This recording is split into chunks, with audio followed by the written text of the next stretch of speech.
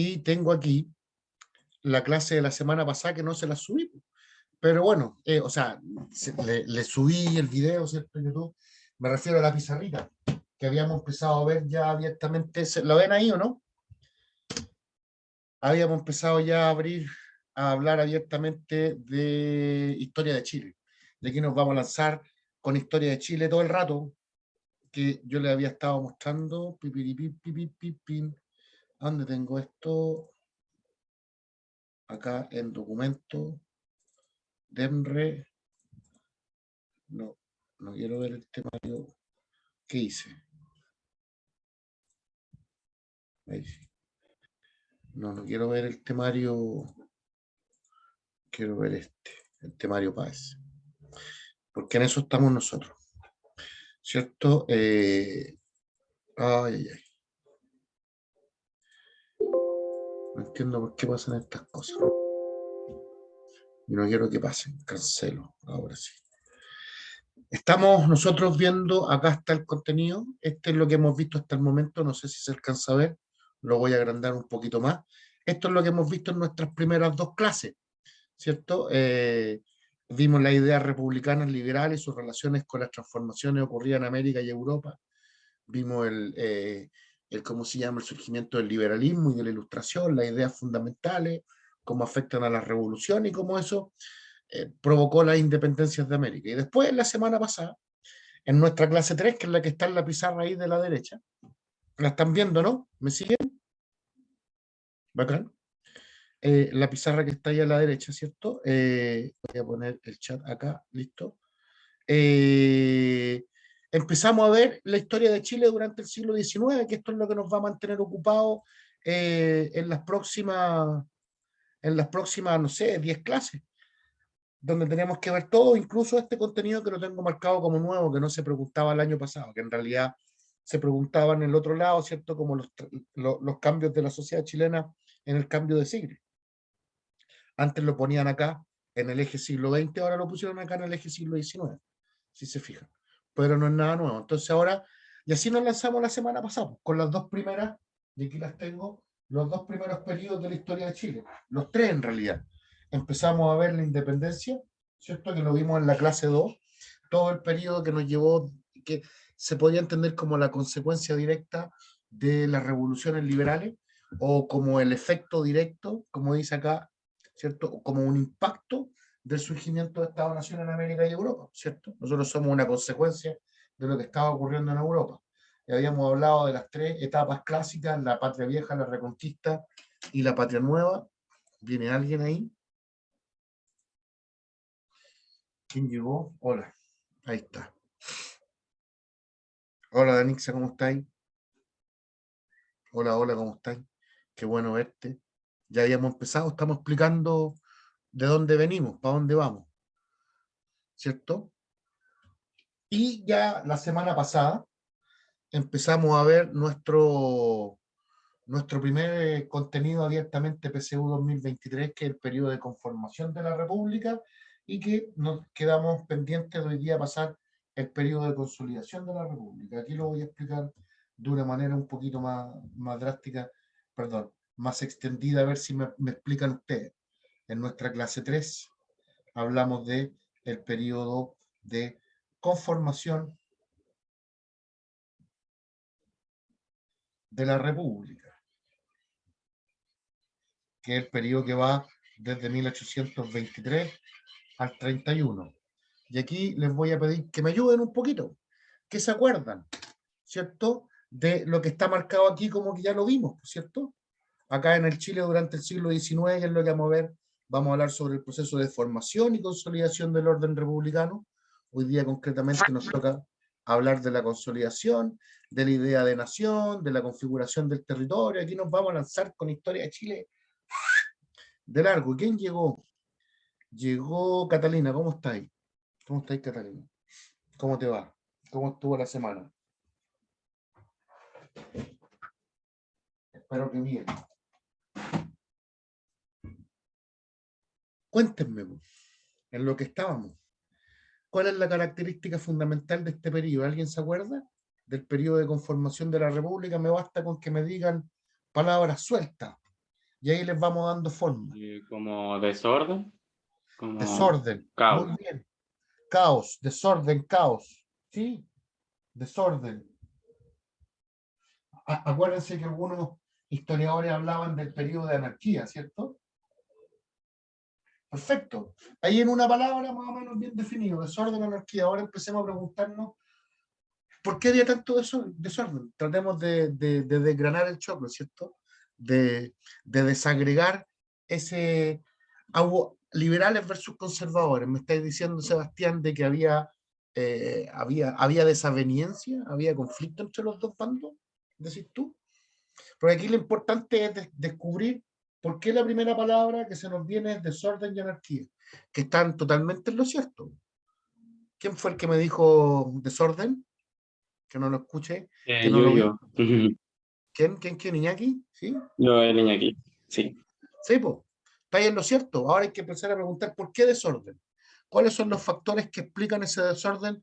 O cómo trabajan los historiadores. Pues, ¿cuáles son los datos que tenéis para darme para, ¿cómo se llama? Para afirmar de que es un periodo de desorden. ¿Qué se acuerdan? ¿Alguien más? Llegó alguien. Llegó Anaís. Hola Anaís, ¿cómo estáis? Hola, profe. ¿Cómo estuvo la semana? Estamos recién repasando lo que vimos la semana pasada, a ver si me ayudáis un poquito. Estoy preguntando qué es precisamente esto. Vimos el periodo de conformación de la República, que es el primer periodo de la historia de Chile, cuando renuncia O'Higgins en el 23 y termina el 31. Y yo pregunté cuáles eran las características principales y me acaban de decir desorden. Y yo complementé con anarquía. A ver si nos acordamos un poquito más. ¿Cuáles son esas características del desorden? Claro, estamos viendo el periodo de conformación de la República. De hecho, qué bueno que dijiste esa palabra, porque la conformación se me cayó la cosita, discúlpenme, porque tengo internet débil. ¿Me escuchan bien o no? Se le había cortado al principio. Sí, tengo internet débil. ¿Me escuchan bien ahora? ¿Y sí? Bacán. ¿Quién me dijo? La Daniela me habló del proceso de conformación de la República. Claro, eso es lo que estamos viendo. Pero ¿qué significa conformación? ¿Por qué hay desorden? ¿Por qué podemos decir y aseverar así tan a ciencia cierta de que había desorden? Vamos a ver si me ayudan. Porque como precisamente dice conformación, porque se está creando recién, pues, o sea, como falta de experiencia. Ahí estuvo, hay un dato nuevo, ¿cierto? Se está creando recién, hay falta de experiencia. ¿Tú creéis que la falta de experiencia contribuye al desorden?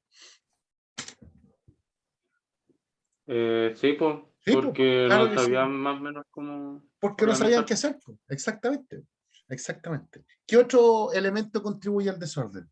¿Qué otra cosa se acuerdan que pueden decir? Que me pueden decir, miren, aquí les voy a dar una pista, hasta el PPT la semana pasada. Miren, a ver si se acuerdan al ver lo que vimos, al recordarlo. ¿Qué dato tenemos ahí?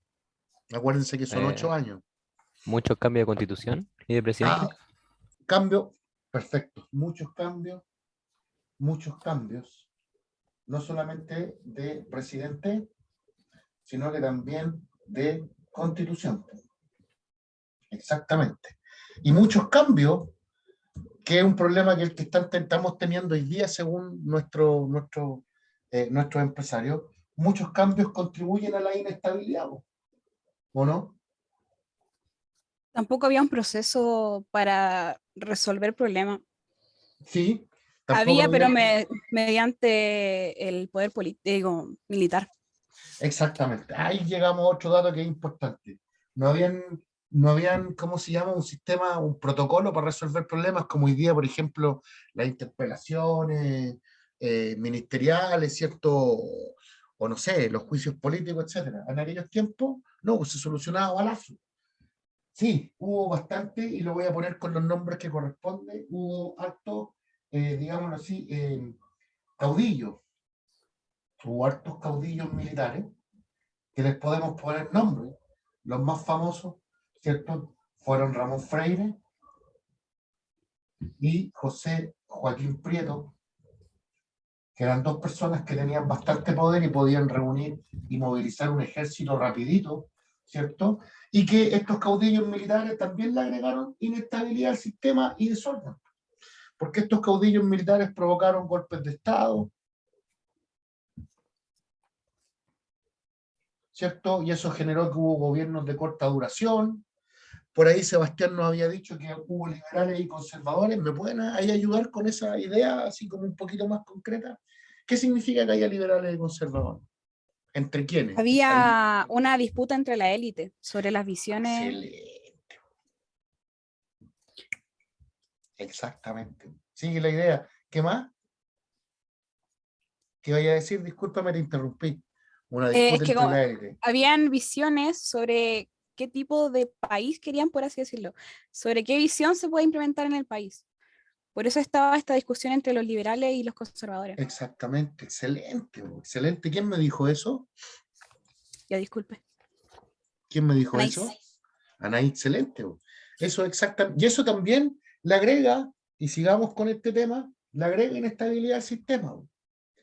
Hay muchos cambios de presidente, hay muchos cambios de constitución, y esos cambios ocurren a través de golpes de Estado y movimientos militares que le agregan más inestabilidad y desorden al sistema. Más encima la élite tenía una disputa interior entre liberales y conservadores por implementar un régimen político, que es lo mismo que está pasando hoy día en el debate al interior de la Convención Constituyente. Claro, no es al interior de la élite, hay un problema mucho más complejo el que está ocurriendo ahora, pero es lo mismo. Hay un grupo dirigente que son los que están a cargo en este caso de la Convención en aquellos tiempos de un Chile que tenía 13 años. Chile tiene 13 años, es más chico que ustedes, de hecho, ¿cierto? Y no hay consenso en cómo organizarnos. Exactamente. Y hay algo que también me gustaría rescatar, que nadie lo dijo, en términos económicos. ¿Cómo anda Chile? ¿Cómo andan las lucas en este Pobre, periodo? pues porque como hubo la guerra se gastó hartas cosas. Crisis económica profunda. De hecho, hay que ser así como súper concreto, ni siquiera había crisis económica. O sea, Chile no tenía ninguna estructura económica. Chile no existe, ¿cachai? Así de simple. Chile, en términos así como, digámoslo, como metáfora, Chile nunca tenía una pega. Todavía vivía, recién acaba de salir de la casa de los papás, suponiendo que los papás eran España, ¿cierto? El Imperio Español, y Chile todavía ni siquiera tiene una pega. Y no solamente tiene una tremenda deuda, sino que además tiene su capacidad productiva destruida, y además no tiene mercado donde vender lo que sea que pudiera vender, que de hecho no lo está vendiendo porque hay un tremendo desorden e inestabilidad. Y si se fijan ahí está como medio desordenado, pero está la mansa cagada. Y para más recacha esto termina con una guerra civil. O sea, me explico, ¿no? No termina nada bien, termina siempre peor. Entonces, mis queridos niños, aquí es donde ya estamos entrando en lo de hoy día. Pasamos de la clase de conformación a la clase de hoy día, que lo voy a poner en rojo, a nuestra clase 4, al siguiente periodo de la historia de Chile, que es el periodo de consolidación de la República. Y que es un periodo un poco más largo, que va desde 1831 al 61. ¿Cierto? Y que yo creo que ustedes lo conocen, pero lo conocen con otros nombres, ¿se acuerdan o no? ¿Con qué otro nombre se conoce este periodo? El conservador. El periodo conservador. Y también, a mí me gusta llamarle conservador porque gobernaron los conservadores, el partido conservador, pero también se le da otro nombre, el periodo autoritario. Claro, no hay ningún partido autoritario. Si tú le nombráis a este periodo, le nombráis periodo autoritario, le estáis haciendo una calificación, estáis haciendo un juicio histórico. Entonces creo yo que es más objetivo decirle conservador. Ahora la pregunta es, ¿ese partido conservador se comportó de manera autoritaria? Pero claro que sí. Estaba apoyado por el peso de la ley. Y aquí les voy a hacer una pregunta para que entendamos qué es lo más importante del periodo. ¿Qué documento le dio el permiso a los conservadores para comportarse de manera autoritaria? La Constitución. ¿De qué año? 1833. Exactamente. Que hoy día vamos a estudiarlo un tantito porque es uno de, digámoslo así, la institución política más importante de la historia de Chile, porque duró hasta 1925. Si no me equivoco, son 92 años más o menos, ¿cierto? De 1833 a 1920, de 1830 a 1920 hay 90 años, ¿no? Claro. Caleta, ¿o? Caleta, ¿o? Y la Constitución de 1833, para nosotros, va a significar, van a ser las bases,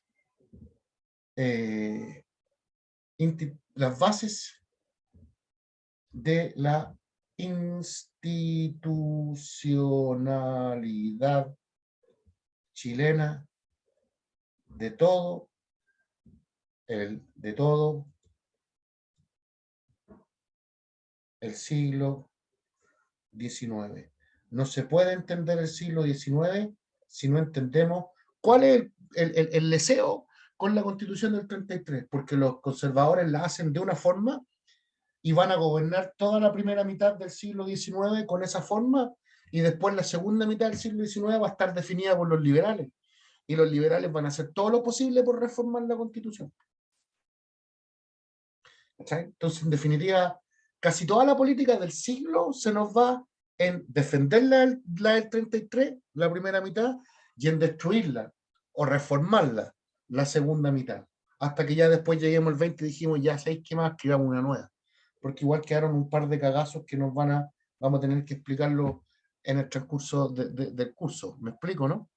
¿Se entiende, niño? ¿Se entiende cómo llegamos a esto? Ahí se da fin a los ensayos constitucionales. Exactamente, mi querida Bárbara, porque ya no hay más ensayos, ya hicimos todos los ensayos de error, ahora estamos consolidando. El periodo que vimos la semana pasada, ahí ensayamos. Por eso, qué bueno que dijiste ensayos constitucionales, porque hubo muchos cambios de constitución, porque es un periodo, qué bueno que ocupaste esa palabra, porque es un periodo, y los historiadores le llaman así, lo voy a poner en rojo, es un periodo de ensayo y error. Y en el ensayo y el error uno se manda a cagar, pues, se manda errores. Pues. Y esos errores le traen inestabilidad al país, traen desorden al país. Y con desorden las lucas andan mal. Pues. Entonces en Chile nos vamos pasando en periodos de, como dice la Daniela, de pelea en pelea. Hubo una pelea aquí en 1831, una guerra civil, ¡pum! Y se impone el bando conservador, que se comporta de manera autoritaria y va a tener el poder hasta el 61. De ahí va a haber otro cagazo y llegan los liberales y se van a mantener en el poder hasta el 91. Y ahí va a ocurrir la primera muerte de un presidente en tristes circunstancias, que es José Manuel Balmaceda, ¡pum! Otro cagazo, y ahí van a gobernar los dos juntos. ¡Pum! Otro cagazo en el 24, el Río de Sable, y ahí tenemos constitución nueva. ¡Pum! Otro cagazo, y de ahí nos podemos saltar al golpe. ¿Cierto? En el 73, y se hace otra constitución en el 80, y de ahí, pum, otro cagazo, en octubre del 2019, y ahí estamos escribiendo otra constitución. Si te fijáis, la historia de Chile se va de cagazo en cagazo como cada 40, 50 años. Que queda la cagada, se va todo al infierno y empezamos de cero. ¿Se entiende? ¿Me siguen? Ahora les voy a hacer una pregunta. Que me responden y traten de pensarlo y responderlo en una palabra. Si después de todo este periodo de desorden, de inestabilidad, de ensayo y error, de golpes de Estado, ¿qué crees tú que lo que más necesita Chile? En una sola palabra, o en pocas palabras. Plata. ¿Ah? Orden. Orden. Plata, orden. Estabilizarse. Exactamente, orden. Y el orden traerá expansión. El orden traerá, en este orden, discúlpenme que lo diga así, El orden traerá estabilidad económica y la estabilidad económica traerá dinero y la estabilidad económica y el crecimiento traerán otro tipo de expansión, que es la que también necesita Chile, porque Chile no tiene instituciones. Chile necesita consolidar, ¿cierto?, su educación pública. Chile necesita consolidar su territorio. Chile necesita consolidar no solamente su economía y su sistema político. Chile necesita consolidar un montón de cosas que no tienen nada. Acuérdense que yo les dije la semana pasada, el hecho de que nos hayamos independizado no significa nada más que eso. No hay camino, no hay carabineros, no hay tribunales, no hay municipalidades, no hay edificios públicos, no hay nada. No hay nada que te haga sentir, por ejemplo, si tú vivís en Los Ángeles, de hecho ni siquiera existe la ciudad de Los Ángeles, no hay nada que te haga sentir, si tú vivís en cualquier lugar de Chile, de que existe un Estado que está preocupado por ti, porque no existe. Entonces, esa es la historia que tenemos que ver hoy día. Después de todos estos cagazos, Chile necesitaba orden, y el orden traerá prosperidad. ¿Se logró? Sí que sí, lo voy a subir al tiro antes que se me olvide. Lo voy a dejar en la clase de hoy día.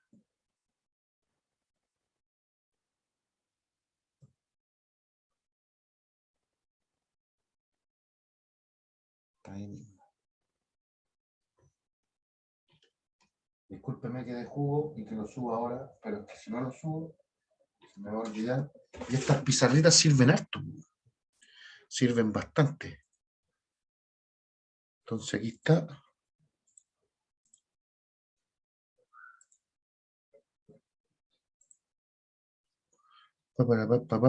Ahí está. Se los dejo arribita para que lo disfruten. Ahí está. Entonces aquí están todas las clases que hemos visto hoy día y esta es la que nos corresponde. La consolidación de la República. Ya tuvimos 8 años para pelear. De hecho, peleamos bien peleado porque terminó todo esto en una guerra civil bien importante. Voy a cerrar acá.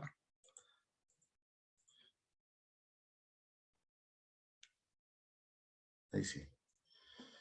Voy a cerrar acá y vamos por la clase de hoy, por nuestra clase 4. Aquí está, consolidación de la República. A ver si respondemos unas preguntitas. Entonces, aquí estamos. Hoy día, esta clase más que nada tiene, como lo vimos recién. Yo aquí lo importante sería como plantear una hipótesis de trabajo. ¿Qué es lo que necesitaba Chile? Chile necesitaba orden, ¿cierto? Entonces, la hipótesis de trabajo es, bueno, y ese orden, la pregunta de investigación es, bueno, ¿y ese orden lo lograron estos locos? Veamos. Por ejemplo, aquí tenemos un montón de datos, pero de estos datos igual podemos traer un par de ideas. Por ejemplo, aquí tenemos 3 presidentes en 30 años. Ahí tenemos un indicio de que efectivamente hubo estabilidad. Porque 3 presidentes en 30 años significa que hay un sistema hay un sistema político que se mantiene, hay un proyecto político que se mantiene constante. 30 años, claro, en la historia son bastante poco, pero es una vida entera. Ustedes, de hecho, todavía no tienen 30.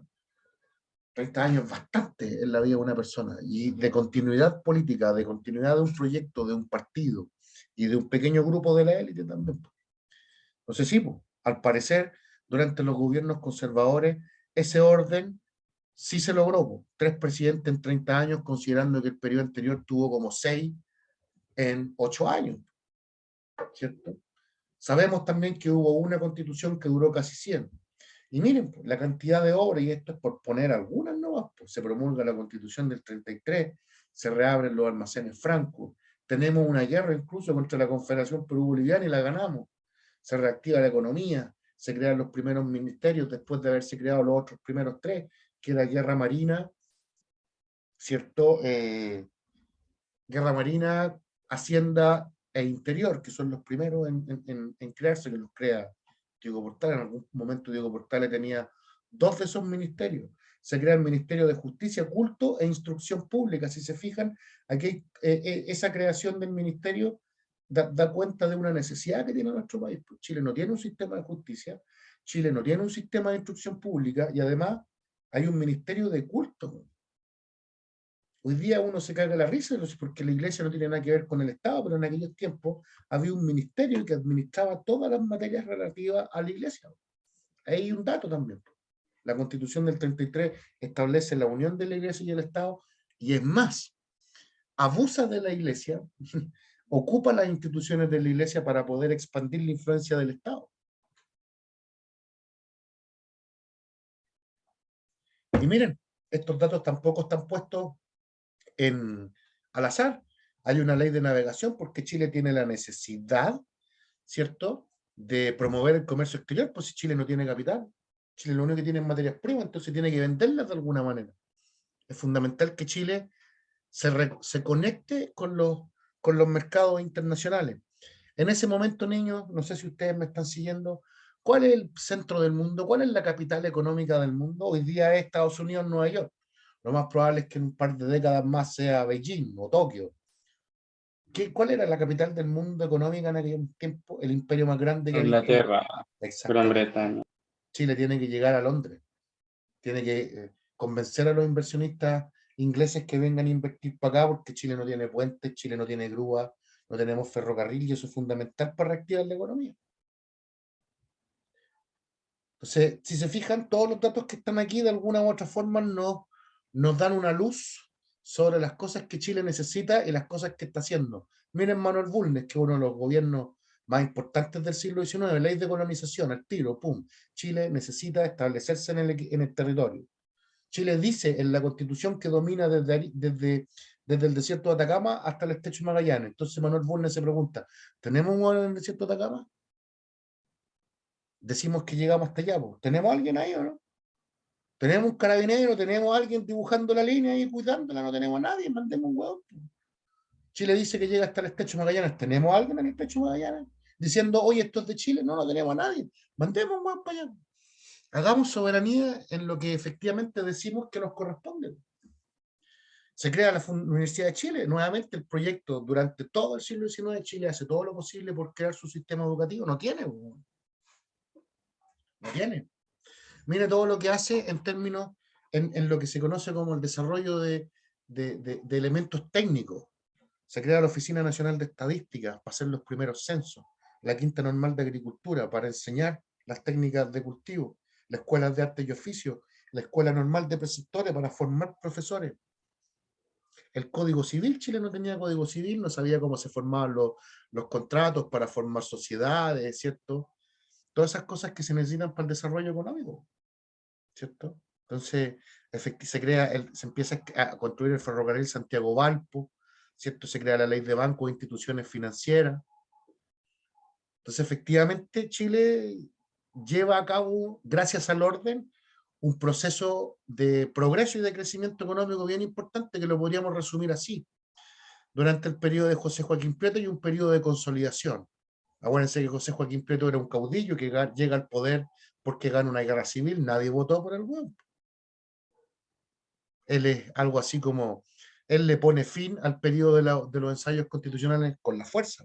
Y entre el 31 y el 33, este loco gobierna dictatorialmente porque no hay ninguna constitución. Por la anterior era la del 28, que se deroga al tiro, pues si es liberal, pues estos locos son conservadores. Al tiro se deroga. Y mientras tanto se está creando la del 33. Entonces aquí, como dirían para los fanáticos de Game of Thrones, yo soy un fanático acérrimo, con sangre y fuego, como los Targaryen. Con sangre y fuego se logra este orden. ¿Qué significa sangre y fuego? Literal, ¿cierto? Destruir a la oposición liberal. Los fusilaron, los tomaron presos, los exiliaron, los mandaron a Juan Fernández. Les censuraron los diarios, los persiguieron, etcétera, etcétera. Total, después la Constitución les daba permiso. Con Manuel Bulnes llega el periodo de expansión. Aquí Chile estaba efectivamente la raja. Efectivamente, ese crecimiento que ellos prometieron aquí dio fruto, que es lo que siempre da fruto del orden, pues el orden efectivamente permite el crecimiento económico. Y después, desafortunadamente, para los conservadores, durante el gobierno de Manuel Montt se viene la crisis. Claro, a Manuel Montt le tocó vivir 2 guerras civiles o revoluciones, en el 51 y el 59. Le tocó una crisis económica en el 57, la media cagada. Y después un problema al interior del partido. El Partido Conservador se divide en 2 partes, en los nacionales y en los conservadores ultramontanos. Entonces ahí quedan totalmente debilitados y ¡pum! En el 61 es elegido el primer presidente liberal, o por lo menos ya no es del Partido Conservador, del Partido Nacional. Entonces, así como haciendo un resumito, sí, pues hay como una parábola, ¿cierto? Hay un ciclo de crecimiento, de ¿cómo se llama?, de consolidación, de plenitud, y después una decadencia. Se consolidan las instituciones, se expande y hay una crisis, crean las primeras instituciones políticas, y Chile, en el periodo de José Joaquín Prieto, elige su modelo económico. Chile se decide que va a exportar materias primas al mundo. Durante el gobierno de Manuel Bulnes, se inserta Chile en la economía mundial, pues ya lo vamos a ir viendo algunos gráficos, cómo va aumentando el crecimiento económico, las exportaciones. También crece de manera territorial.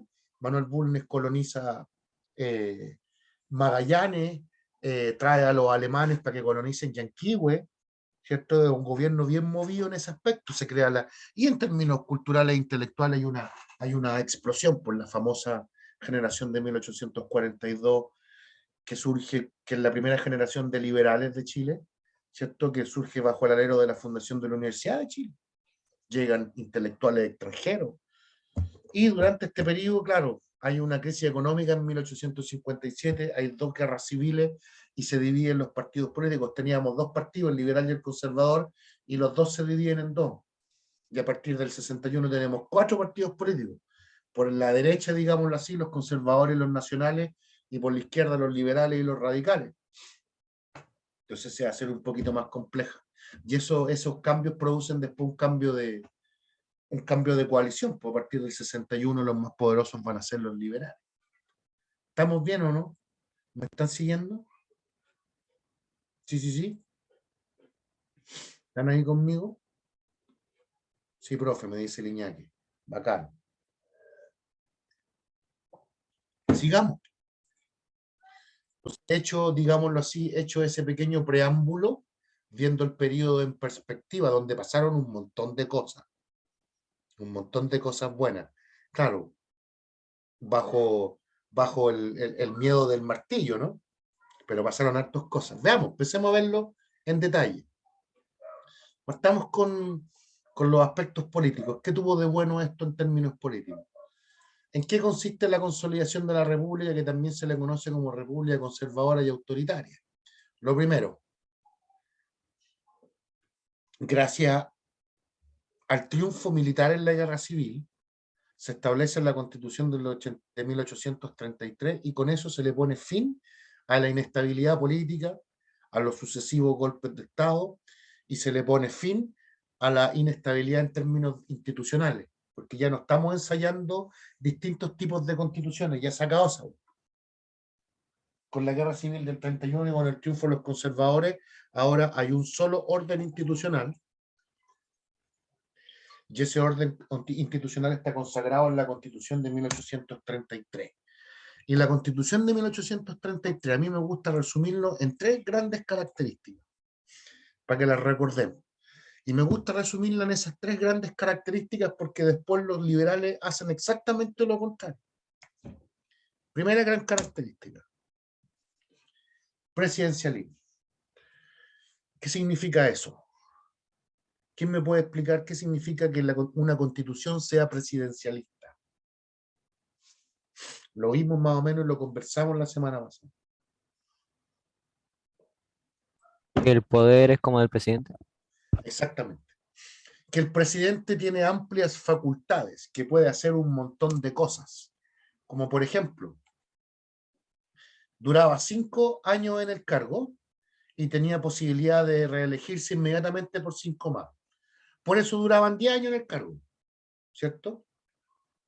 Ahora, claro, si el presidente sale electo, cabe la posibilidad de que no lo elijan. Mentira. Mentira, porque el presidente controla los procesos electorales. El ministro del Interior, por ejemplo, el que está a cargo de la calificación.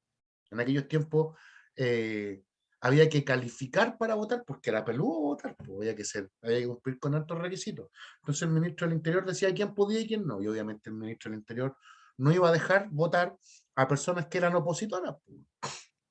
Además, los municipios estaban a cargo de la intendencia, estaban a cargo de los procesos de votación, y el intendente lo nombraba el presidente.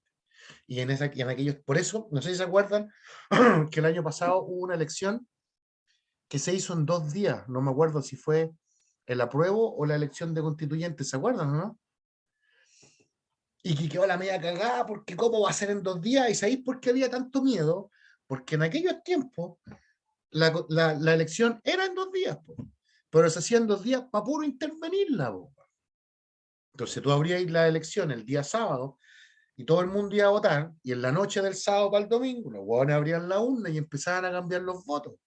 Entonces el otro día la cerraban, se abría de nuevo, la gente iba a votar y salía electo el huevón que vos queréis que a mí salía electo. El control que tenía el presidente sobre las elecciones era absoluto. Y aquí se los digo así de plano para que lo anoten, si están anotando, lo recuerden. Es el problema más grave que tiene Chile durante todo el siglo XIX. No hay ninguna maldita elección que no esté arreglada. Chile es más corrupto que la cresta. Así que esa cuestión de que te dicen así de que Chile es como un ejemplo de estabilidad es mentira, hecha en base a puras mentiras. Esa estabilidad solamente se explica porque las elecciones están intervenidas. Porque no sale nadie electo que la élite no quiera que salga electo. Así de simple. Así que es una estabilidad hecha sobre la base de una corrupción gigantesca en el sistema electoral. Así que, así de plano, les puedo decir que no hay ninguna elección confiable durante todo el siglo XIX. Si le interviene el Ejecutivo, o le interviene el Parlamento, o lo intervienen los conservadores, los liberales. Da lo mismo, pero las interviene. De hecho, recuerden, al presidente le llaman el gran elector. ¿Qué otras cosas puede hacer el presidente? Cacha, nombra a los ministros y otros funcionarios. Interviene en la elección de los jueces. Y esta es como la más importante, tiene facultades extraordinarias. Puede declarar el estado de sitio, que significa suspender los derechos fundamentales de las personas. Es decir, se puede proclamar un estado de dictadura legalmente. Tiene el derecho a veto sobre las leyes creadas por el Congreso. Incluso puede ponerle fin al periodo legislativo cuando a él se le venga en gana. Y eso significa gobernar a puros decretos de ley sin el Parlamento. Y eso es de lo más antidemocrático que hay. ¿Lo puede hacer? Sí, porque le da permiso a la Constitución. Así que recuerden lo que decía Diego Portales. El presidente tiene que tener tanto poder que tiene que gobernar como un rey sin corona.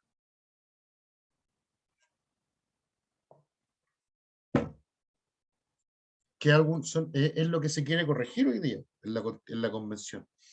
Segunda característica de esta constitución del 33. Miren, aquí está lo que puede hacer el legislativo. Está compuesto por 2 cámaras. Puede interpelar a los ministros y aprobar las leyes periódicas, que en definitiva son bastante pocas cosas. Pero después el tema de las leyes periódicas va a ser importante. Así que, como dice aquí el dibujito, el Poder Ejecutivo gobierna como un rey sin corona. Por eso le puse la corona. Segunda característica de la Constitución del 33, el Estado confesional. ¿Qué significa eso? Lo habíamos dicho. Significa que existe una unión entre la Iglesia y el Estado, y con eso se declara la influencia absoluta de la Iglesia sobre la sociedad, sobre la política. Acuérdense que hay un ministerio de culto, ¿cierto? Y acuérdense que en aquellos tiempos Chile no tiene registro civil. Entonces el registro de los que nacen, de los que mueren y de los que se casan, lo tiene la Iglesia, a través del registro de los bautismos, de las extremas unciones en el caso de los muertos, y el registro de los matrimonios. En definitiva, Chile no tiene idea de quiénes son los chilenos, salvo que le pregunten a la Iglesia cómo distribuyó los sacramentos. No hay un conteo civil de la población. sino que la iglesia lleva la cuenta a través de los sacramentos, que no tiene nada que ver con lo civil, po, weón. Pero la iglesia es tremendamente poderosa en aquellos tiempos. Y la tercera característica, que es la más importante, bueno, las tres son súper importantes en realidad, es el voto censitario. ¿Qué significa el voto censitario, niños? ¿Alguien me puede explicar? ¿Qué significa voto censitario? ¿Por qué le agrego la palabra? ¿Cómo es el voto hoy día? Que tiene muchas condiciones para que se pueda votar. Exactamente. Se aplica una censura, por eso es censitario, un corte. De aquí para allá votan, de aquí para allá no. Y los requisitos eran gigantescos. De hecho, aquí, ¿qué me dicen? El voto era como solo para mayores de 25 o algo así exactamente. Había que tener 21 años. Bueno, primero hay que ser hombre. Eso es lo primero. Y eso no es menor porque dejáis al tiro de lado al 51% de la población. ¡Pum! Afuera. Al tiro. Dejáis al 51%, había que tener terreno y plata, exactamente. Segundo, que es más importante todavía, había que tener terreno y plata, era muy excluyente. Con dejar a las mujeres ya es mucho. Segundo, este es súper importante también, no lo están viendo, saber leer y escribir. En aquellos tiempos, las personas que sabían leer y escribir eran una minoría, yo creo que del 10% de la población. Si no hay colegios, pues. Las únicas personas que saben leer y escribir son las que tienen papás que saben leer y escribir y que tienen todo el tiempo del mundo para enseñarles en la casa, o sea, la pequeña élite. Con el solo hecho de poner como requisito saber leer y escribir, el grupo de los que pueden votar se reduce, bueno, así. Segundo, hay que tener una renta. ¿Me explico, no? Y tercero, hay que tener una propiedad. Con eso, miren, según Alfredo Jocelyn Holt, en un libro muy lindo que se llama Nuestra frágil fortaleza histórica, dice que en las elecciones de 1851, cuando sale electo Manuel Montt, votó el 6% de la población. Imagínate, ahí con Cueva éramos 1.000.000. Yo sé que al momento de la independencia de Chile eran unos 800.000 personas. Imagínate que 50 años después, en 1850, ¿cierto? Hayamos sido 900.000, 1.000.000 de personas. Votó el 6% de la población. O sea, 6.000 personas, no, 60.000 personas. Una cagada. ¿Qué significa eso? Significa que al final gobiernan los que están en la cúspide de la pirámide social. Gobierna ellos, el hombre blanco rico. Ahí está, se supone que está Diego Portales ahí dando una conferencia. Diego Portales odiaba a toda esta gente, pues nunca dio una conferencia. Ahí está José Joaquín Prieto, el militar. Ahí está Valentín, ¿cómo se llama el arzobispo Rafael Valentín Valdivieso? Y ahí está, como le decían, Lord Callampa, que, ¿cómo se llama este buen que escribió la Constitución? Gandarilla, no, Juan Egaña. Ellos votaban, la distinguida minoría masculina, adinerada y letrada. Nadie más que ellos. Y la gran mayoría del pueblo, ¿qué hacía? Hueveado. Trataba de trabajar y de ganarse la vida de la mejor manera posible.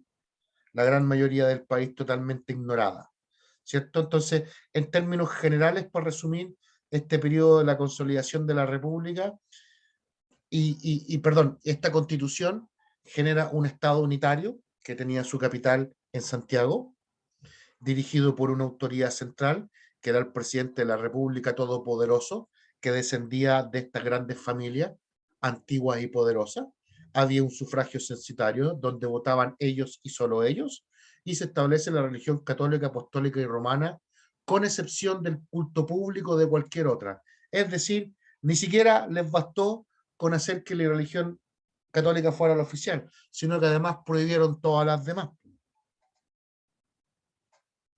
Ahí yo veo un problema, porque tú querís llamar, querís llamar a los capitalistas ingleses, y los ingleses son anglicanos, pues, son presbiterianos, son metodistas. Queréis traer alemanes, los alemanes son luteranos, son protestantes. Pues. Los de La Plata en el mundo son jóvenes que tienen otras religiones. Eso es algo que no vieron. Pero se entiende, ¿no? En términos generales, cuáles son las características de la Constitución. Insisto, presidencialismo, Estado confesional y voto censitario. Sobre esos tres pilares, esta pequeña minoría de hombres blancos, ¿cierto? Conservadores, autoritarios, machistas, millonarios y propietarios, se aseguraron el poder sobre Chile. ¡Pum! Y ahí está la primera consolidación, la consolidación política. Esta constitución le da pleno poder al presidente para que haga y deshaga. Bacán, po. ¿Y qué es lo que tiene que hacer? Tiene que recuperar la economía, o si Chile está en la miseria.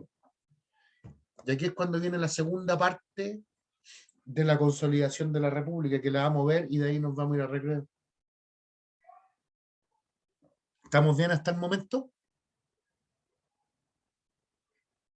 Sí, sí, sí. Daniela me dice que sí, que bueno. ¿Me van siguiendo?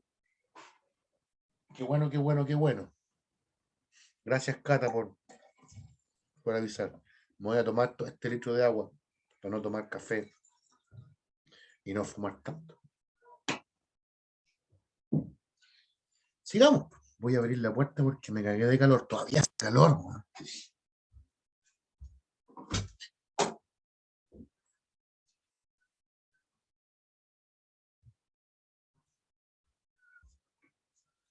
Entonces, este orden trajo estabilidad y la estabilidad tenía que traer expansión económica. ¿Hubo expansión económica? Miren, esto es un gráfico que salió en una pregunta de hace unos 2 años atrás, en un modelo PSU. ¿Y qué nos dice el gráfico? Chile, exportación de harina y trigo. Da lo mismo a dónde.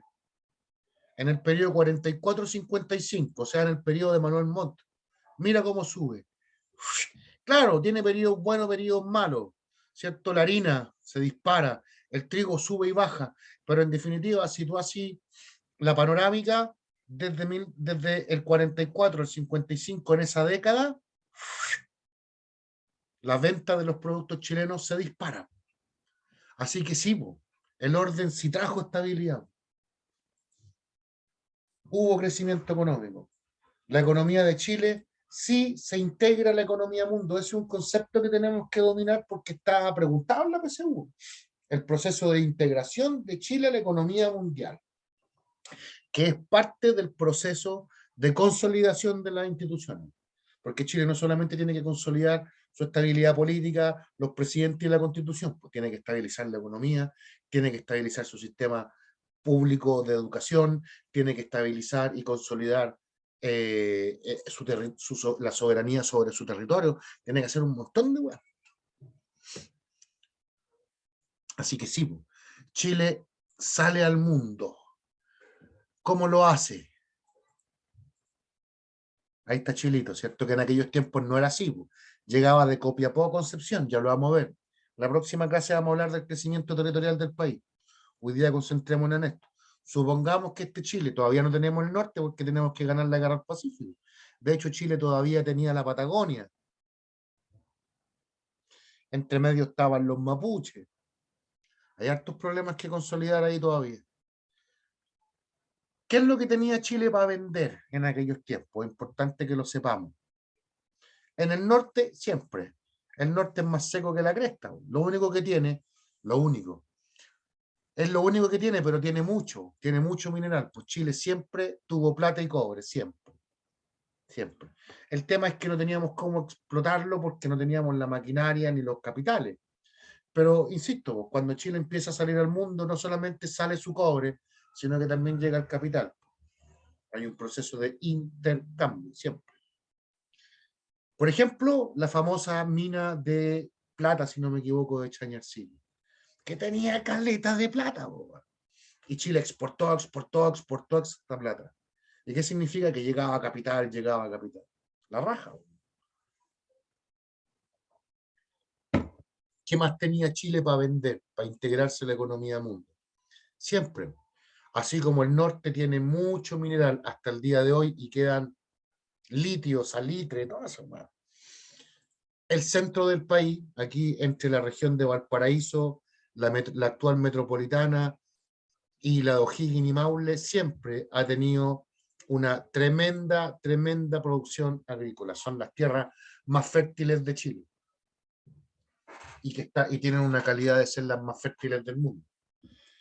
Y además, en el centro de Chile, también Chile poseía esta ciudad maravillosa que hoy día es patrimonio de la humanidad, que es Valparaíso. Y ustedes se preguntarán, bueno, ¿y para Valparaíso qué? Pues Valparaíso mucho.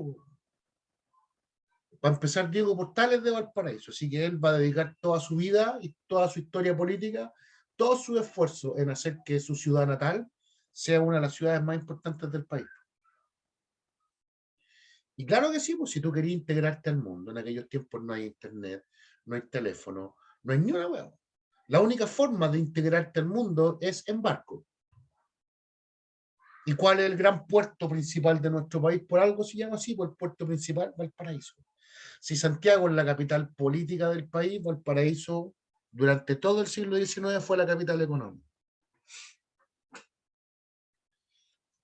Todos los capitales, todos los gringos que traen lucas para invertir, llegan a Valpo. Todas las cartas salen y llegan a Valpo. Las innovaciones de Chile salen y llegan a Valpo. No hay ningún otro puerto importante en nuestro país. Y por último, ¿qué otras cosas tiene buena Chile? Tiene carbón. Tiene carbón en la zona del Golfo de Arauco. Y recuerden que en este momento todo funciona en base a carbón. Es la gran energía del mundo. Así que Chile tiene hartas cosas que ofrecerle al mundo. Tiene plata, cobre, trigo y carbón. Con eso aumenta la exportación, ahí dice exportación, nada que ver. Hay un periodo de crecimiento económico y llega la inversión extranjera. Y esto me gustaría que lo recordaran, por favor. Porque la inversión extranjera no es solamente lucas, no es solamente libra esterlina, sino que la inversión extranjera es infraestructura económica básica. Porque Chile no tiene eso. ¿Y qué es la infraestructura económica básica? Son todas estas construcciones, todo este equipamiento urbano, como grúas, puentes, carreteras, puertos y ferrocarriles y faros que permiten aumentar la productividad. Si tú podís producir mucho trigo en Rancagua, pero si no lo vendí en Valparaíso, no te sirve de nada. Y para venderlo en Valparaíso tenéis que llevarlo a Valparaíso. Y ahí veis tú si lo lleváis en carreta o lo lleváis en tren. Lo mismo el cobre y la plata que salía de Chañarcillo. Tú podéis sacar miles y miles de toneladas de plata, pero tenéis que llevarlo a un puerto para venderlo. ¿Y cómo voy a llevar la plata? ¿En burro? ¿En mula? ¿En caballo? ¿En carreta? Ahí luego.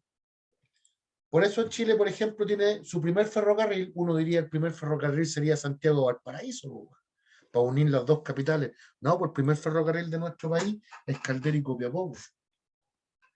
La ciudad de Copiapó, y en el camino de Copiapó a Caldera estaba Chañarcillo. Era para exportar toda esa plata. El segundo tren de nuestro país es el Santiago-Valparaíso, para unir las dos capitales. No es que Chile tenga dos capitales. Estoy diciendo que en importancia son las dos fundamentales. Entonces, Chile, el Estado chileno no tiene plata. No existe. No tiene ningún ingreso. Todo lo que se vende lo venden personas particulares, ¿cierto? Porque Chile es liberal. Chile no cree en el socialismo donde el Estado está encargado del desarrollo económico. No, aquí son las personas individuales, los particulares, ¿cierto? Los que hacen sus propias inversiones para desarrollar su actividad económica. Claro que esto posteriormente te sirve al desarrollo de Chile, claro que sí, pero son inversiones particulares, pues el Estado no hace ninguna inversión. Pero eso es lo que se necesita. Que los gringos, que los británicos instalen vías férreas, caminos, puentes, puertos, grúas, que son lo que más se necesita para el desarrollo económico. Al final uno dice, hay que importar y exportar, pero eso significa todo eso. Significa camino, significa seguridad, de que lo que sale de Talca llegue a Valparaíso y no me asalten, ¿cierto? Significa exportar cada vez más. Entonces, el desarrollo económico significa hartas cosas. Y claro, Chile creía en el libre mercado, Chile creía que el Estado no tenía que intervenir, de que había que defender la propiedad privada y de que había que promover la acumulación de capitales mediante la competencia. ¿Se entiende, niño, o no?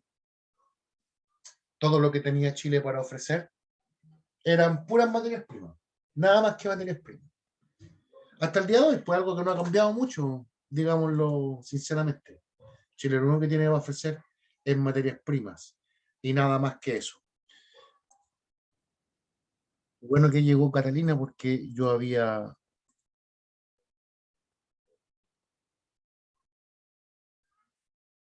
Bacán. Ahora sí, porque no estaba grabando, entonces ahora sí grabo la segunda parte, si no la media cagadita. Entonces estamos revisando en definitiva si Chile logró, es porque este proceso lo tenemos que seguir viendo ahora.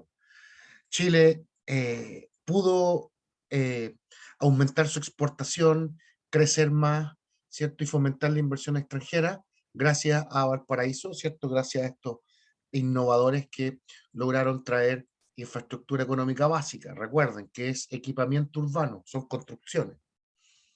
Porque la inversión no solo hoy día es la que se espera en dólares que no existen, ¿cierto? Que son electrónicos. No, en aquellos tiempos la inversión que se necesitaba era en esto específico, en infraestructura económica básica, que se transforma, por ejemplo, en el primer ferrocarril de Chile, que es el Caldera Copiapó, y todas las innovaciones que llegaban a Valparaíso. Valparaíso llegó a la primera imprenta, la primera transmisión de radio y de televisión, el primer alumbrado público eléctrico, en fin, la primera transmisión de telégrafo, todas las grandes novedades del mundo llegan primero al puerto y después llegan a Santiago. En aquellos tiempos, antes de que existiera el tren Santiago-Valparaíso, el viaje de Valpo a Santiago eran 2 semanas.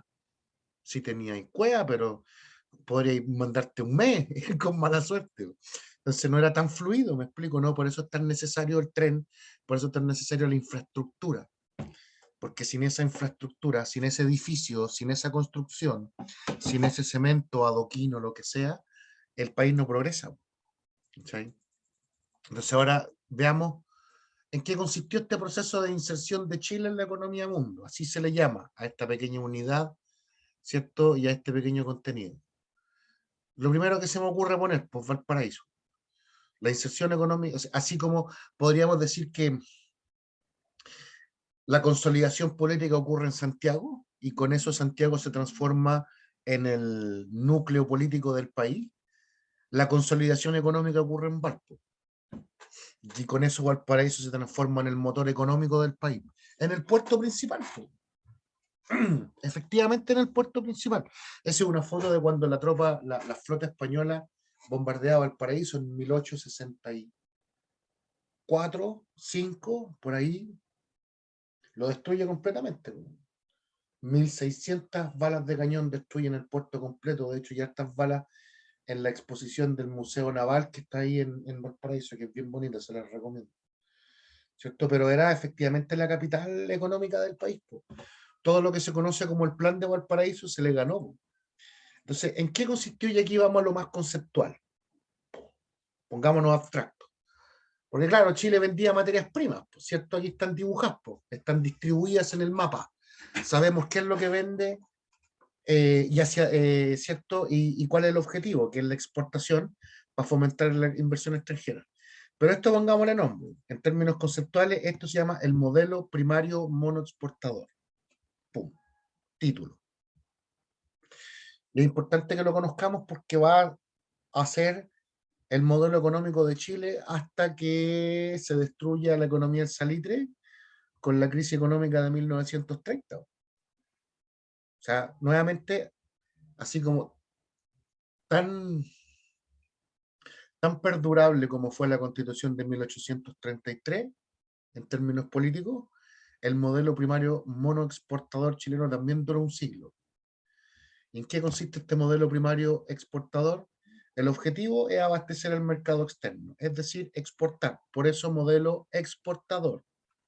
Aquí no hay desarrollo de industria, ni del desarrollo de tecnología, no, solamente exportar, exportar, exportar. Eso significa que en Chile se desarrollaron las actividades primarias, que son 5 y solo 5. Agricultura, ganadería, pesca, minería y desarrollo forestal y silvicultura. Y Chile se especializó en la que siempre ha tenido ventajas importantes, que es la minería, en primer lugar, desarrollar en el norte chico, en La Serena, Copiapó, y que eran ciudades súper ricas, con personas súper millonarias, ¿cierto? Cuando soy dueño de una mina que da plata, te transformáis en un multimillonario de un día para otro. Y esos tipos viven en Copiapó y no coinciden de que Santiago tenga el control político del país, por eso después se van a ir rebelando, van a ir generando revoluciones, el 51 y el 59. Oye, ¿qué tanto que manda Santiago si los de las lucas somos nosotros? ¿Cachai? Y la otra actividad primaria que siempre Chile ha tenido, que es el desarrollo agrícola. Si Chile vendía harto cereal, pues el cereal se produce acá en el centro de Santiago, en el valle de la Aconcagua, del Maipú y del Colchagua, Cachapualto. Y este modelo primario monoexportador significa de que Chile necesita de la inversión de los extranjeros para poder promover esta economía. Necesita que haya inversión. Entonces, este modelo está dedicado al comercio exterior. Este modelo está dedicado a actividades extractivas, principalmente la agricultura y la minería. Y este modelo requiere del capital financiero que llegue a Chile y que se transforme en infraestructura, que se transforme en esas industrias que ustedes pueden ver abajo, que se transforme en telégrafo, que se transforme en grúa, en cemento, en electricidad, en líneas férreas. ¿Cachai? ¿Cuál es la importancia que tuvo el Estado en este proceso? Súper importante. ¿Quién crees tú, quién hoy día es el que está preocupado de las lucas? Hoy día, si tuviéramos que hablar en términos políticos, ¿quién es el encargado de las lucas en nuestro país? Si me están escuchando por ahí. ¿Quién tiene esa pega hoy día en el Estado? Implementar un modelo económico, políticas públicas económicas para que haya crecimiento y estabilidad. ¿Quién tiene esa pega hoy día? No me digan el nombre y el apellido, sino el cargo. El ministro de Economía, pues, ¿no? El ministro de Economía hoy día es secundario. Hay otro ministro que también se preocupa de cosas económicas. Tiene otro nombre. No es de Economía. Uno piensa que el ministro de Economía está preocupado de la economía del país. Hacienda. Hacienda. Ese es el verdadero nombre del billete. Exactamente, ese es el nombre. Economía, el Ministerio de Economía se crea en 1936. Claro, bien digo, en el 36 lo crea Pedro Aguirre Cerda, queda caleta todavía, que un siglo. El primer y el verdadero ministerio de las lucas es el Ministerio de Hacienda. Y no me vaya a creer quién fue el primer ministro de Hacienda de nuestro país. Manuel Rengifo. Profe, me lo tengo que aprender ni cagando. Nunca te van a preguntar por Manuel Rengifo, y si te preguntan te van a dar una descripción de lo que hizo Manuel Rengifo. Tú lo que tenés que saber es cuál es la importancia, o en definitiva te estoy dando este dato para dártelo, para que podáis personalizar. Mire, para empezar, Manuel Rengifo es amigo personal de Diego Portales. ¿Qué significa eso? Que gobernaban juntos, los dos eran amigos de cabros chicos, los dos de Valparaíso, los dos amaban esa ciudad, y los dos fueron ministros de José Joaquín Prieto, del primer presidente conservador. Y Diego Portales y Manuel Rengifo hicieron la misma pega, pero en distintos ámbitos. Diego Portales, en aquellos tiempos existían 3 ministerios. El de Guerra y Marina, que era como el Ministerio de Defensa y de Economía y de Comercio y de Relaciones Exteriores. El Ministerio del Interior, que siempre es el segundo al mando, y el Ministerio de Hacienda. Esos 3 ministerios los creó Higgins. Y después José Joaquín Prieto crea el Ministerio de Instrucción Pública, Culto y Justicia, que el primer ministro de eso fue Manuel Montt, que después va a ser presidente 30 años después. Entonces existían 4 ministerios nomás, pues. En algún momento existieron 3, y 2 estaban en manos de Diego Portales: el Ministerio de Guerra y Marina y de Comercio, y el Ministerio del Interior. ¿Qué hizo Diego Portales con esos dos ministerios? ¡Pum! Imponer el orden. Y en el otro ministerio que quedaba estaba su compadre, po, amigo de infancia, en el Ministerio de Hacienda. Y adivina qué es lo que hizo Manuel Rengifo en el Ministerio de Hacienda. Lo mismo que Portales, pero en la economía. ¡Pum! Imponer el orden. Si eso es lo que le faltaba a Chile. Lo que hizo Manuel Rengifo fue fundamentalmente ordenar las finanzas públicas. Orden, orden, orden. En lo político, en lo económico, en lo territorial, en todo. Orden. Hay que ordenar las finanzas públicas. Lo primero que hizo fue una reforma tributaria. Lo que hizo fue sistematizar. Hay tantas formas de interpretarlo, pero en realidad lo que hizo fue subirle los impuestos a algunas actividades y bajarle impuestos a la otra. ¿A cuáles les bajó el impuesto? Al comercio exterior. ¿Qué significa eso? Que está promoviendo el comercio exterior. De hecho, restablece los almacenes francos. ¿Qué significa eso? Que pone unos almacenes donde no te cobra absolutamente nada para que todas las personas que vienen viajando desde el Estrecho Magallanes, desde Perú, desde donde sea, puedan guardar sus existencias, puedan guardar sus cosas ahí sin ningún costo. ¿Y eso qué significa? Promover que venga el capital financiero. Se bajan los impuestos a la exportación, para que las personas, los chilenos que están exportando trigo a otros lugares del mundo, ¿cierto? Se vean más favorecidos con eso y no tengan que cobrar tanto impuesto. ¿A qué se le suben los impuestos? A las cosas que no importan tanto, a las estampillas, ¿cierto? A los trámites, a la formación de empresas. Entonces la idea es promover el desarrollo económico con orden financiero, con una reestructuración de los impuestos, ¿cierto? Y con una disminución, de aquí de hecho debería haberlo puesto,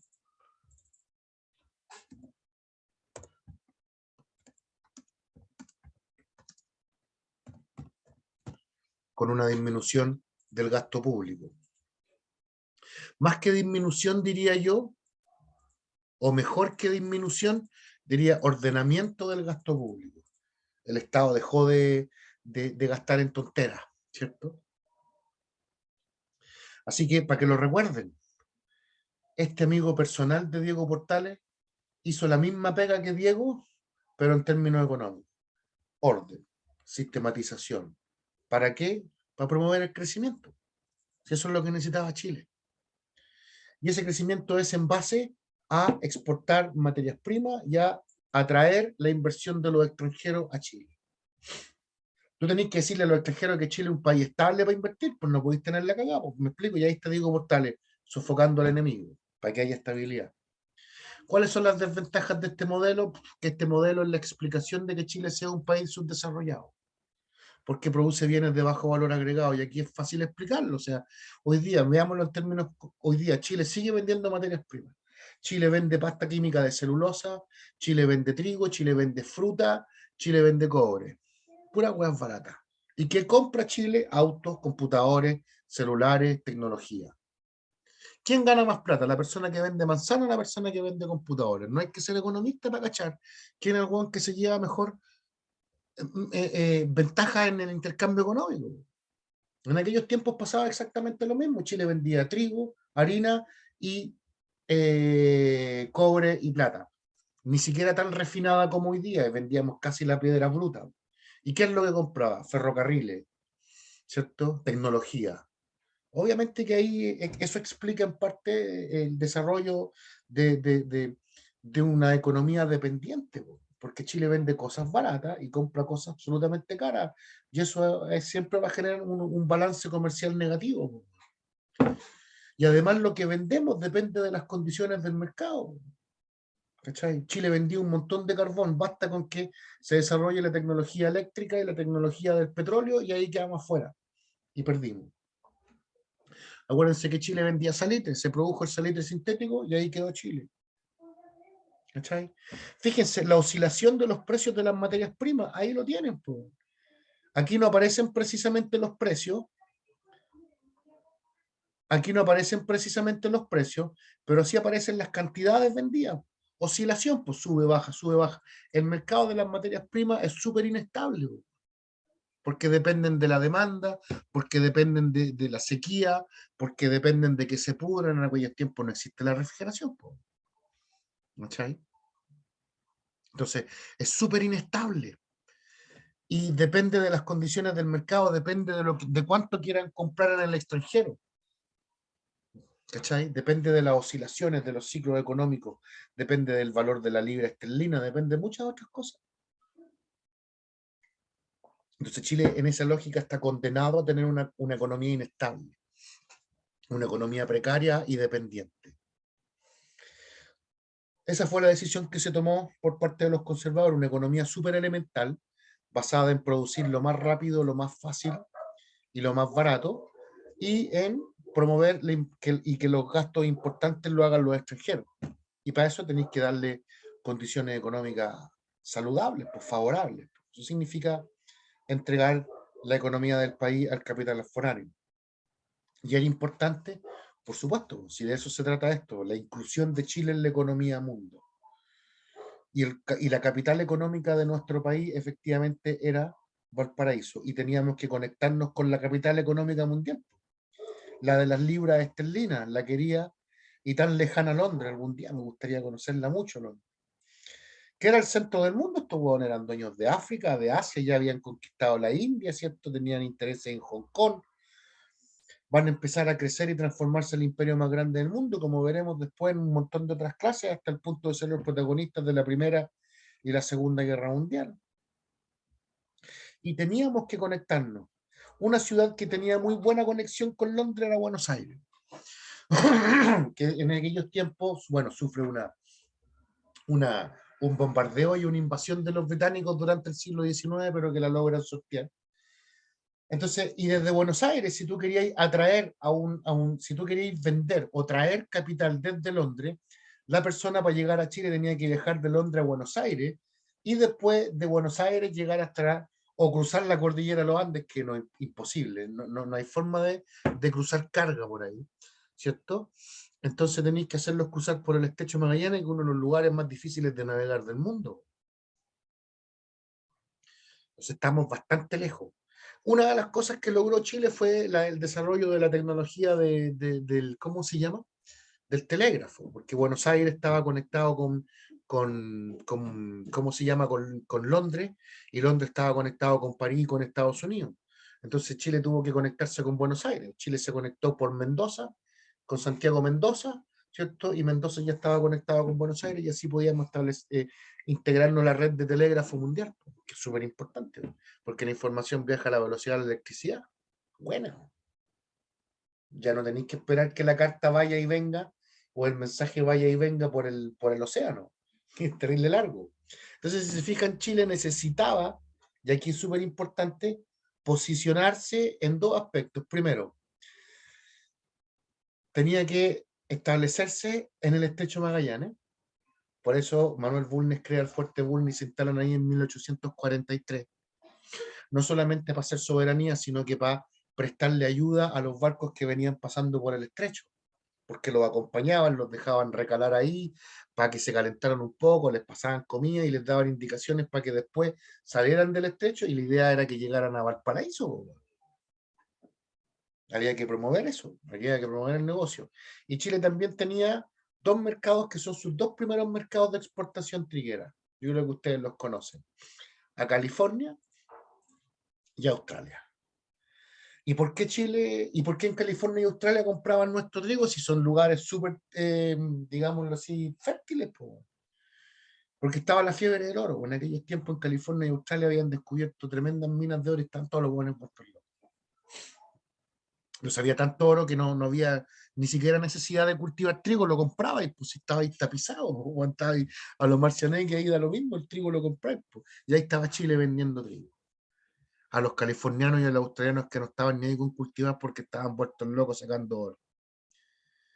Un ejemplo de lo inestable que es la economía chilena: basta que se acabe el oro para que el mercado se fuera a la cresta. Pues se acabó el oro en California, se acabó el oro en Australia y Chile perdió esos mercados. Esa es la crisis de 1857. El mundo entero, cuando se acabó el oro en California y Australia, el mundo entero se quedó afectado porque hubo una reducción del mercado cambiario. del mercado de circulación del oro mundial. Pum. Se contrajo la economía, pum. Quiebran un montón. De hecho, para muchos historiadores es la primera crisis económica mundial que afecta al mundo completo, que estaba interconectado mediante el comercio y que tenía su centro en Londres, porque en aquellos tiempos la moneda oficial era la libra esterlina y todas las transacciones se hacían en libra esterlina. Entonces, si se fijan, Chile necesitaba consolidar a Valparaíso porque Valparaíso era su entrada al mundo, su entrada y salida al mundo. Era algo importante, eso también es parte de la consolidación, por la integración de Chile al mundo. ¿Chile estaba integrado al mundo? Sí. Chile estaba integrado a las rutas comerciales que venían desde Buenos Aires, y desde Buenos Aires venían los productos de Londres, y desde Londres venía todo lo que venía desde Europa. Y Chile estaba conectado a California, y Chile estaba conectado a Australia. En aquellos tiempos California todavía era de México. Los gringos después lo van a integrar mediante la guerra.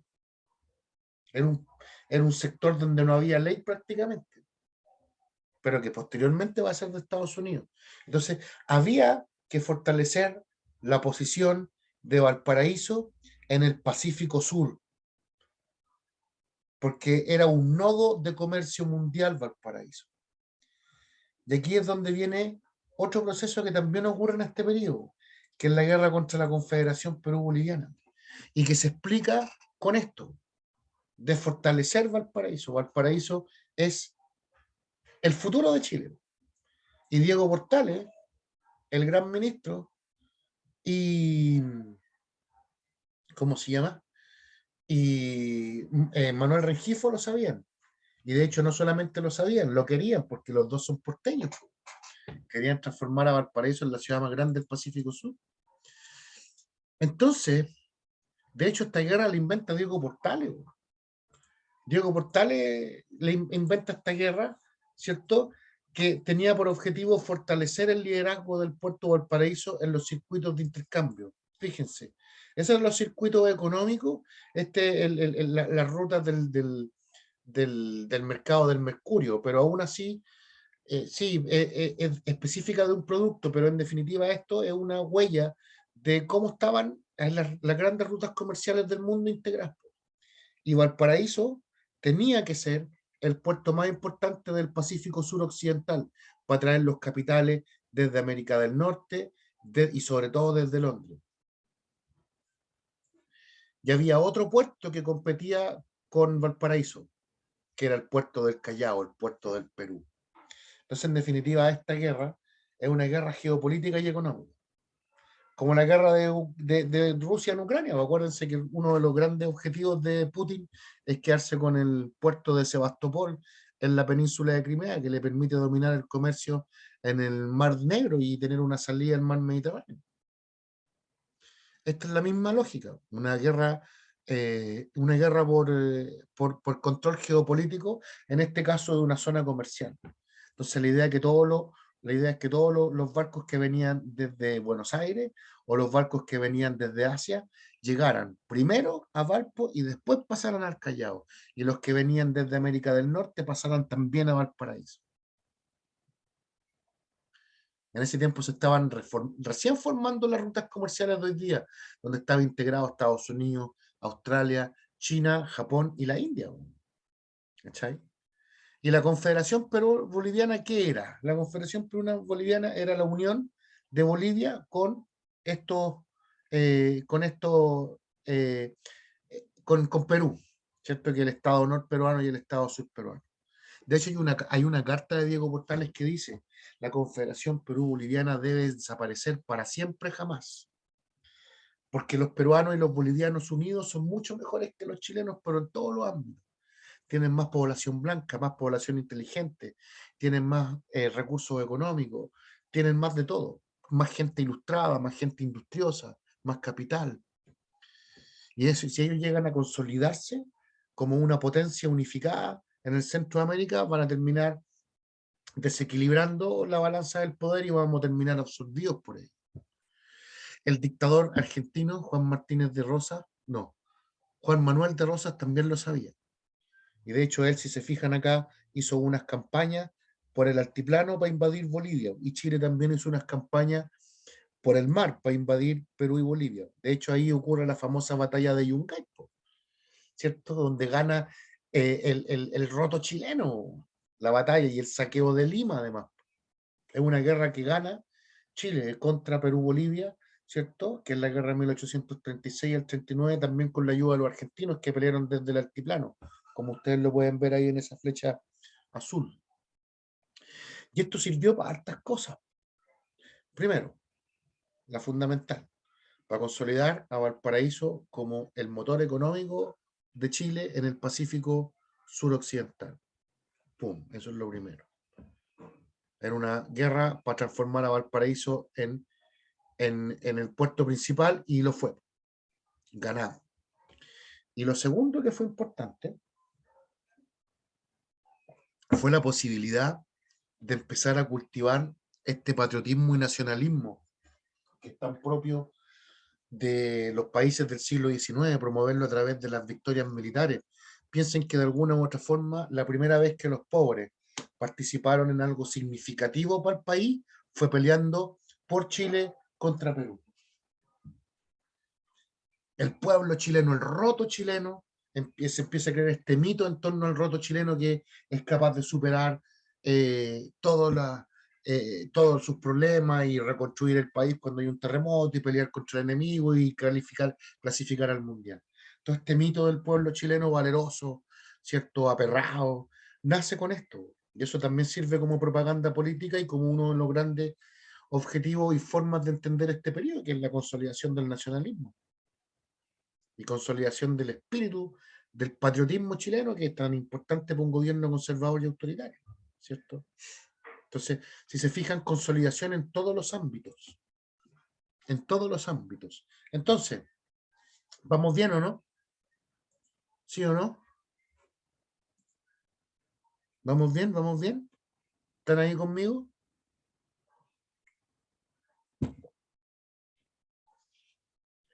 Qué bueno que vayamos bien. Excelente. Está grabando esto, así que no se preocupen. Entonces,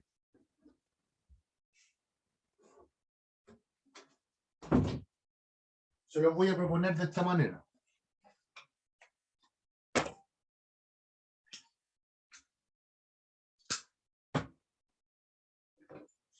Puras consolidaciones. Entonces, la pregunta es aquí. La consolidación, en el periodo de consolidación, hay estabilidad política. Sí, es verdad. El orden iba a traer estabilidad política. ¿Qué más dijeron los conservadores y los autoritarios en la guerra civil? Que esa estabilidad iba a traer crecimiento económico. Y sí, trajo crecimiento económico. Ustedes vieron el gráfico, ustedes vieron cómo Chile, de hecho, ganamos hasta una guerra, pues, bueno. Eso es importante, es como el medio empujón, pues, de optimismo, pues, bueno. ¿Y cuál es el resultado de estabilidad y crecimiento económico? Una eclosión cultural. Los huevos eclosionan cuando se produce vida. Sí, pues. Y esto es lo último que vamos a ver en la clase hoy día. Durante este periodo 1830-1860 nacen las primeras instituciones educativas de nuestro país. Efectivamente, hay una eclosión cultural. Hay una expansión cultural. Podríamos hablar perfectamente de eso. Y si se fijan, hay expansión y consolidación en todos los ámbitos. La próxima semana vamos a hablar de la expansión territorial. Primero, se crea el sistema educacional público. Así de simple. No había ninguna maldita escuela pública. Y algo que también los conservadores sabían, hay que educar al pueblo chileno porque esa es la mejor forma de crear patria y de promover el desarrollo y el crecimiento económico. Por ejemplo, en todo, uno podría decir 1.000.000 de datos, pero voy a dar algunos ejemplos. En el primer gobierno, el de Prieto, se crea el Ministerio de Justicia, Culto e Instrucción Pública. Y se crea la Escuela Normal de Preceptores, que es la escuela donde se van a educar a los profesores. Se crea la Sociedad de Instrucción Primaria. Y aquí viene otra cosa que me gustaría destacar. Esa Escuela Normal de Preceptores, mis queridos niños, fue fundada por Domingo Faustino Sarmiento. ¿Y a mí qué? Domingo Faustino Sarmiento, un intelectual argentino que vino exiliado para acá, arrancando del dictador argentino, de Juan Manuel de Rosas que les comenté, y este weón después va a terminar siendo presidente de Argentina en 1880. Pero acá en Chile destacó por su labor intelectual. Y eso es algo también que es muy importante en este periodo, la labor de los extranjeros.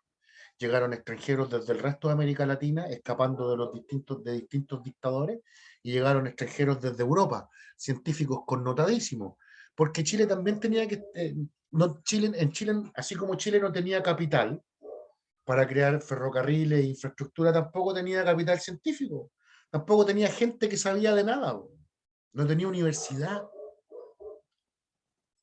y eso se fue construyendo con el aporte de los extranjeros y con el metódico aporte y apoyo del Estado. En el segundo periodo, en el de Manuel Bulnes, se creó la Universidad de Chile, que hasta el día de hoy existe y cuyo primer rector fue el venezolano Andrés Bello, y de nuevo ¿cómo se llama? Se establece la misma lógica. Se crea una institución educativa importantísima, la universidad más importante de este país hasta el día de hoy, ¿cierto? Digámoslo así como la Universidad Oficial de Chile, la Universidad de Chile, ¿cierto? Y dirigida por una mente brillante que es Andrés Bello, un venezolano que también venía escapando de las dictaduras y de la inestabilidad de Venezuela. Este loco llega en 1826, llega al principio. Y no solamente fue el primer rector de la Universidad de Chile, sino que además escribió el Código Civil, que después se va a aprobar en 1856, si no me equivoco, en el periodo Manuel Montt. Es un hueón maravilloso. Y durante el periodo 1860, por ejemplo, al final del periodo de Manuel Montt se crea la ley de instrucción primaria, donde se establece, todavía no es la ley de instrucción primaria obligatoria, es de 1920, como 80 años después. Esta es la ley de instrucción primaria, donde se establece que va a ser una misión preferente del Estado chileno promover el desarrollo de los colegios, ¿cierto? Donde se establecen un montón de otras cosas más y obligaciones que asume el Estado con respecto a la educación, ¿cierto?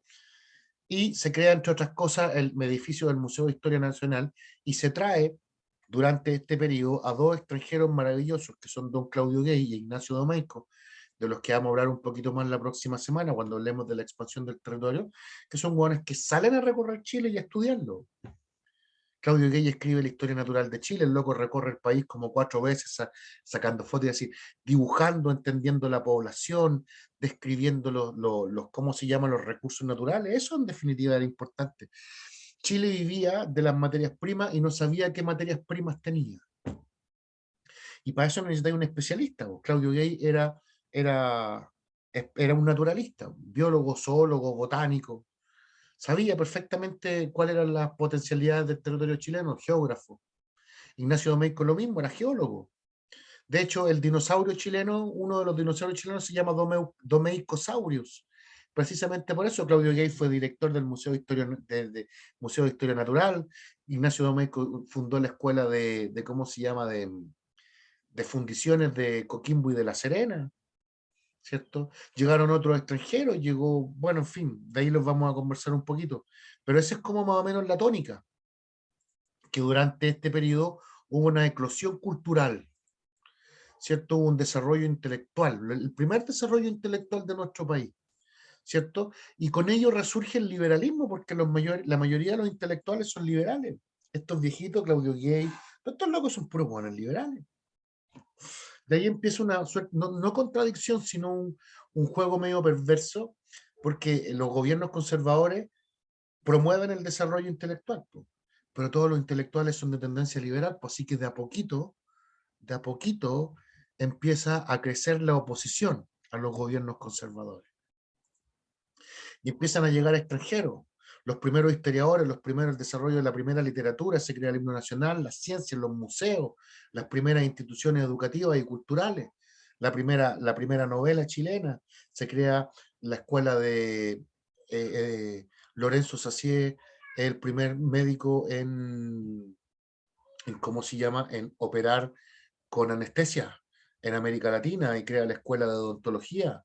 William Blech crea la Escuela de Obstetricia de la Universidad de Chile, Ignacio Domeyko la Escuela de Geología de la Universidad de Chile.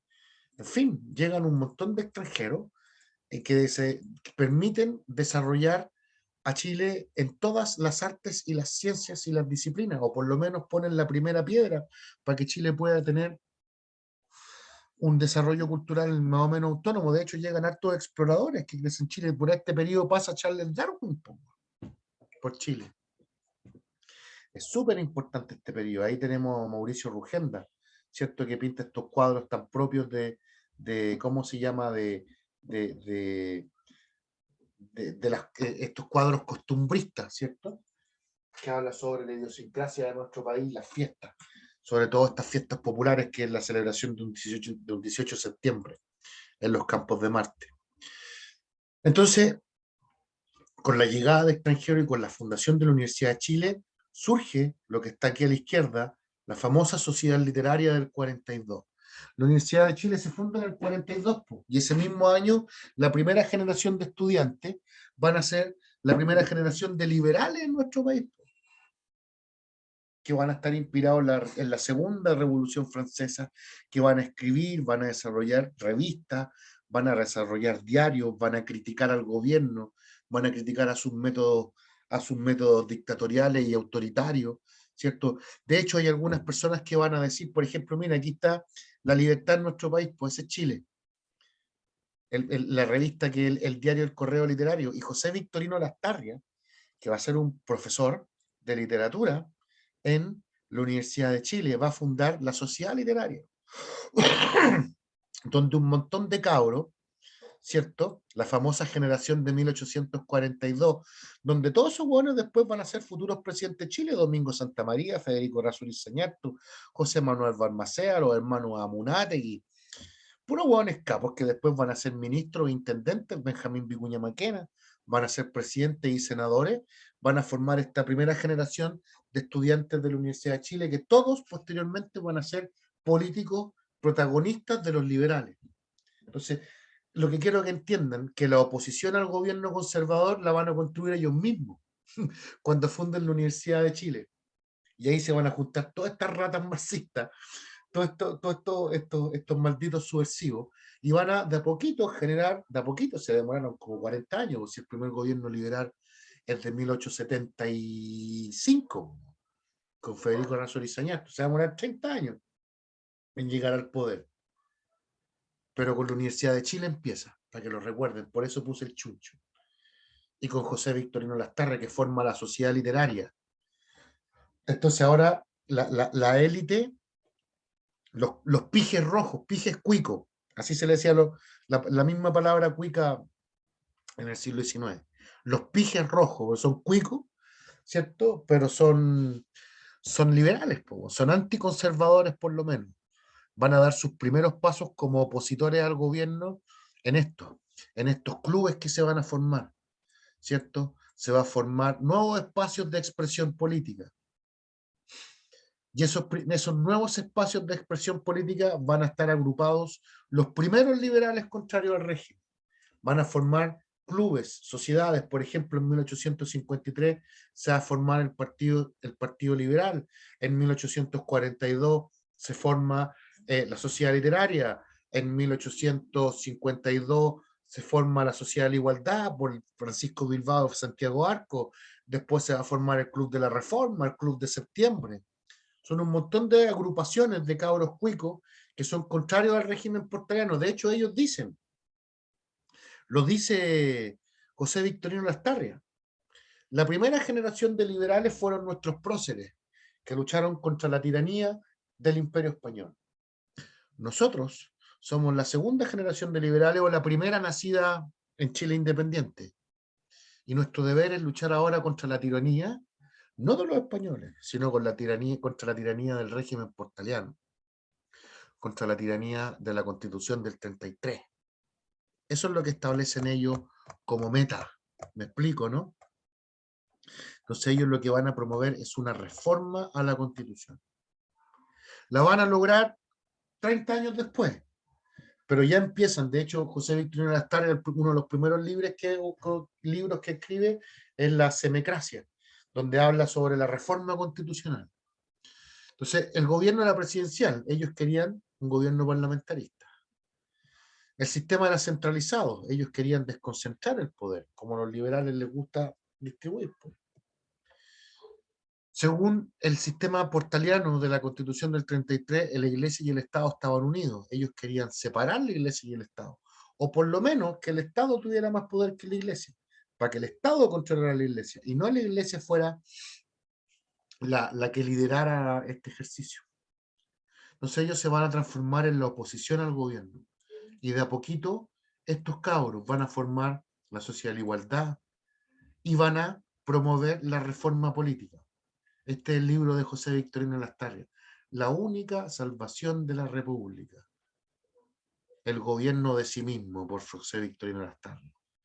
Y en esos grupos, en ese Partido Liberal, en esa Sociedad de la Igualdad, en esa ¿cómo se llama?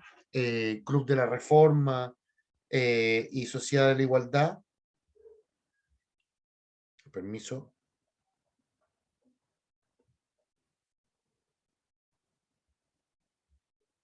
Disculpen. En todos esos clubes, ¿cierto?